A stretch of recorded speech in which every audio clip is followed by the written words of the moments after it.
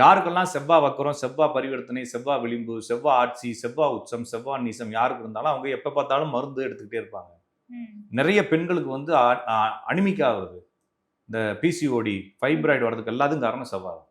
அப்ப செவ்வா யாருக்கெல்லாம் பிசிஓடி, ஃபைப்ராய்டு இதெல்லாம் வருதோ அவங்களுடைய குடும்ப வாழ்க்கையும் சரி இருக்காது. காரணம் செவ்வா பிரச்சனை இருந்தா தான் இது வரும். அப்படி இருந்தா ஆட்டோமேட்டிக்காவே செவ்வாய் டேமேஜ் ஆச்சுன்னா குடும்ப வாழ்க்கை டேமேஜ் ஆயிடும்.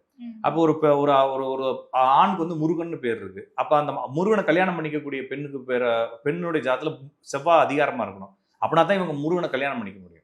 அப்ப செவ்வாயும் சந்திரனும் இணைவு ஏதாச்சும் ஒரு வகையில இருந்தா தான் ஒரு ஜாதத்துல முருகனுடைய பேரோட இவங்க இணைவாங்க. அப்ப ஆல்ரெடி செவ்வாய் பவரான ஜாதகம் வந்து குடும்ப வாழ்க்கை வீணா போற ஜாதகம். அப்ப முருகனை கல்யாணம் பண்ணும்போது ஆட்டோமேட்டிக்காவே உங்களுடைய ஃபேமிலி லைஃப்ல டிஸ்டர்ப் ஆக ஆரம்பிச்சிடும்.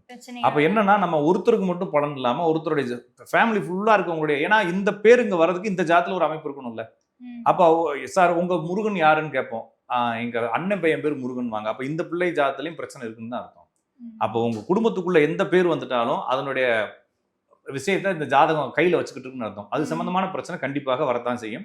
இதை தவிர்க்கிறதுக்கு ஏதாச்சும் வழி இருக்குதா அப்படின்னா ஒண்ணும் கிடையாது.